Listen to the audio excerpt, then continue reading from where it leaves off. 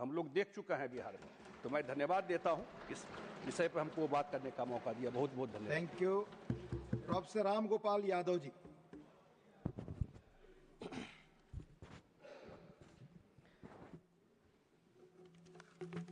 धन्यवाद श्रीमान। मैं केवल चुनाव सुधार पर ही बात करूंगा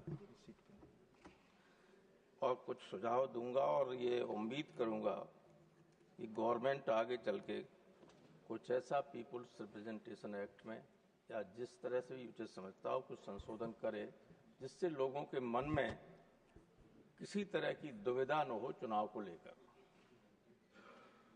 पहला सुझाव तो मेरा यह है कि जिस दिन इलेक्शन कमीशन के कंपोजिशन के बारे में संशोधन किया गया, चीफ जस्टिस को हटाकर उसकी जगह एक मिनिस्टर को कर दिया गया। आपकी नीयत ठीक हो न हो, या नीयत बिल्कुल ठीक हो, लेकिन जनता में ये संदेश गया ये इलेक्शन कमीशन की निष्पक्षता को खत्म करने का एक प्रयास है। इसलिए मेरा अनुरोध है कि जो पहले व्यवस्था थी इलेक्शन कमिश्नर्स के अपॉइंटमेंट की, उसमें जो prime minister, leader opposition of Lok Sabha और चीफ जस्टिस ऑफ इंडिया हुआ करते थे, वही व्यवस्था को फिर से किया जाना चाहिए, नंबर 1। नंबर 2, जो चुनाव से जुड़े हुए अधिकारी हैं और कर्मचारी हैं, उनकी नियुक्ति धर्म, जाति या अन्य किसी प्रक्रिया या उसके दिमाग में लोगों को होता है उससे हटके निष्पक्ष और पारदर्शी होनी चाहिए। मैं आपको ये बता रहा हूं कि हमारे यहाँ अभी उत्तर प्रदेश में कुछ उपचुनाव हुए, उनमें इलेक्शन कमीशन की जानकारी में भी लाया गया, तथ्य दिए गए कि बीएलओज की सूची ये है। उसके बाद दबाव पड़ा तो उन बीएलओज की सूची में से जितना भी बीएलओ यादव और मुसलमान था, एक एक करके सबको हटा दिया गया। ये तथ्य है, ये है इलेक्शन कमीशन के लिए सूची दी गई। इलेक्शन रिफॉर्म्स पर प्लीज बोले डॉक्टर साहब। लेकिन कुंदरकी में केवल गलती से एक मुसलमान हो गया। जहां 70% मुसलमान हो, जहां टीचर सबसे ज्यादा हो, वहां एक भी नहीं काट दिया गया। पहले लिस्ट थी उसमें सब थे, लेकिन लिस्ट हटा दी गई। तो ये देखिए, मशीनरी में अगर निष्पक्षता नहीं होगी, चुनाव निष्पक्ष हो ही नहीं सकते। ऐसा कभी होता है कि अगर मुलायम सिंह यादव और अखिलेश चीफ मिनिस्टर हों तो जिले में कोई बड़ा अधिकारी, SP, additional SP, DM Yadav अगर होगा तो ट्रांसफर कर दिया जाएगा। इलेक्शन रिफॉर्म्स पर ही बोले डॉक्टर साहब, उसी में वही रिकॉर्ड पे जाएगा प्लीज। ये इसीलिए मैं कह रहा हूँ, इलेक्शन रिफॉर्म्स की बात कर रहा हूं, मैं एसआईआर की बात नहीं कर रहा हूं सर। इलेक्शन कमीशन को इसलिए कोई ऐसा होना चाहिए, अपॉइंटमेंट किए जाएं, सारी सूची बीएलओज की है, उसमें आप कंप्यूटराइज करके रैंडम सिस्टम से चुन लीजिए। ये नहीं कि आप जो है इसको छोड़ दीजिए, इसको लगा दीजिए। एक पीपुल्स रिप्रेजेंटेशन एक्ट में यह है कि वोटर को लाना बूथ तक और या उसको रिश्वत देना ये करप्ट प्रैक्टिस है, और ये सिद्ध हो जाता है तो चुनाव रद्द हो जाता है। तो हम लोगों ने नहीं देखा क्या हुआ, रेलों में कैसे लोग आ रहे थे, आते हुए भी देखा कितने प्रसन्न थे, और जाते हुए देखा कितनी गालियां पड़ रही थी इन लोगों पर, ये सबने देखा। अगर टीएन सेशन जैसे चीफ इलेक्शन कमिश्नर रहे होते तो जो बिहार में ठीक चुनाव से पहले पैसा दिया गया, या तो चुनाव को टाल दिया जाता या बिहार का चुनाव रद्द कर दिया जाता। ये करप्ट प्रैक्टिस थी, ये रिश्वत थी, और इस तरह की प्रक्रिया नहीं अपनानी चाहिए। इस तरीके से सत्ता में 100 साल बने रहिए, लेकिन जनता की निगाह तो गिरी जाती है।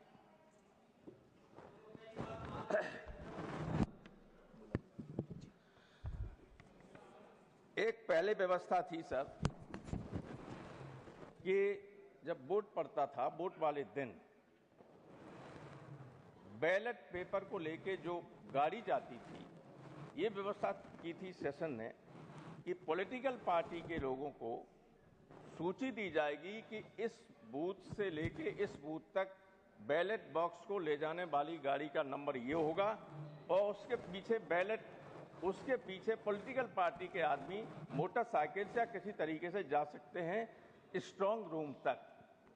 और स्ट्रांग रूम में जब बैलेट या ईवीएम रखी जाएगी या बैलेट पेपर बॉक्स रखे जाते थे, तो सारे एजेंट्स की उपस्थिति में या कैंडिडेट्स की उपस्थिति में पहले स्ट्रांग रूम को दिखाया जाता था, उसके बाद सील वो रखी जाती थी उसमें और सील की जाती थी।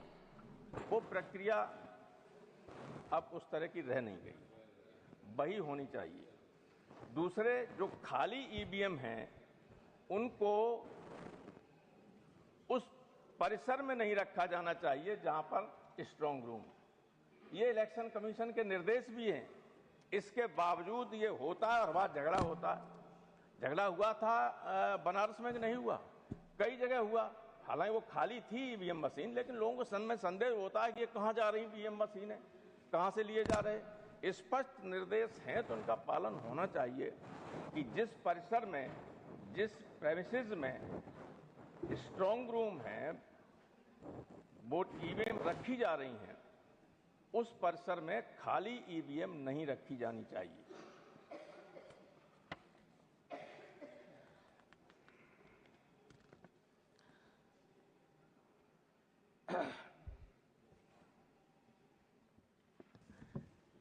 एक और कोई कानून में व्यवस्था करनी चाहिए। ये सबके लिए है, ऐसा नहीं है कि किसी राज्य में आप जीत जाते, किसी में हार भी जाते। कि जो अधिकारी पोस्ट होते हैं जिलों में, चुनाव आने से पहले कुछ दिन पहले बड़े पैमाने पर उनको हटाकर दूसरे अधिकारी पोस्ट किए जाते हैं और अधिकारी पोस्ट करने का अधिकार वहां की सरकार को होता है। व्यवस्था होनी चाहिए। मेरा सुझाव है कि चुनाव होने से 4 महीना पहले तक जो अधिकारी पोस्ट किए गए हैं चुनाव की दृष्टि से, उन सबको इलेक्शन कमीशन हटाए और इलेक्शन कमीशन अपने तरीके से उन जिलों में नई पोस्टिंग करे।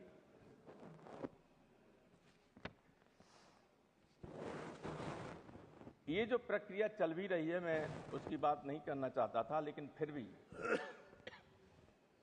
कभी कभी कुछ लोग जो हैं आत्मघाती गोल भी करते हैं। जैसे उत्तर प्रदेश में एसआईआर चल रही है, हमारे माननीय मुख्यमंत्री जी ने कहा कि हम डिटेंशन कैंप बनवाएंगे लोगों के लिए। तो जो सुस्त बैठे थे लोग, उन्होंने भी अपना सब फार्म भर के वोट बनवा लिया। अब इनको ये लगा कि हमारे वोट नहीं पूरे बन पाए, ये सब विपक्ष के वोट तो बन गए। अब आप देखिए, इस प्रक्रिया में मंत्री और मुख्यमंत्री की कोई भूमिका नहीं। इलेक्शन कमीशन, बीएलओ और पॉलिटिकल पार्टी, इसके बाद मंत्री भेजे जाते हैं। सब जानते हैं कि अधिकारियों से कहा जाता है कि भाई ऐसा कैसे हो गया, अब ये करो। तो अब सिस्टम ये होने वाला है कि जो कैटेगरी सी में वोट है उनको एज सच उसको कैटेगरी 1 में कर दो, कोई डॉक्यूमेंट की जरूरत नहीं। तो जो पारदर्शी तरीका है उसके लिए कोई न कोई आपको व्यवस्था करनी पड़ेगी, वरना आरोप ये लगते ही रहेंगे आप पर हमेशा। आखिर में एक बात कहना चाहता हूं मैं, इस देश के लगभग 60% लोग आपके पक्ष में नहीं, सरकार भले ही आपकी, और वे सब ईवीएम के खिलाफ हैं। वो सब ईवीएम के खिलाफ हैं। तो जनमत की इच्छा का ध्यान रखते हुए जो लोग मांग कर रहे हैं और दुनिया भर का उदाहरण दे रहे हैं यहाँ, और वो सही बात भी है। आपके व्हाट्सएप पे कॉल में जो मैसेजेस हैं, आप जब ये कर सकते हैं कि साहब ये 1 घंटे में डिलीट हो जाए, हो जाता है कि नहीं हो जाता है? ये 1 महीने बना रहे, डिलीट हो जाता है। तो क्या ये नहीं है कि 50 वोट पड़ने के बाद जो वोट पड़ेगा उसका हर दूसरा वोट कमल में ही चला जाएगा? Is it not possible? It is possible. और इसीलिए ईवीएम जैसी मशीन दुनिया भर में कहीं यूज नहीं की जाती है, एक आध पिछड़े देश में की जाती है, हिंदुस्तान में की जाती है। जनता जब इसके खिलाफ है तो आप तो जनता की सरकार तो जनता की होती है। लोकतंत्र में जनमत का आदर कीजिए और ईवीएम को हटाकर पुनः बैलेट पेपर से चुनाव कराने की कोशिश कीजिए। बहुत बहुत धन्यवाद। Thank you. Honorable Shri Praful Patel ji, not present. Honorable Shri Gurvinder Singh Oberoi ji, congratulations, maiden speech.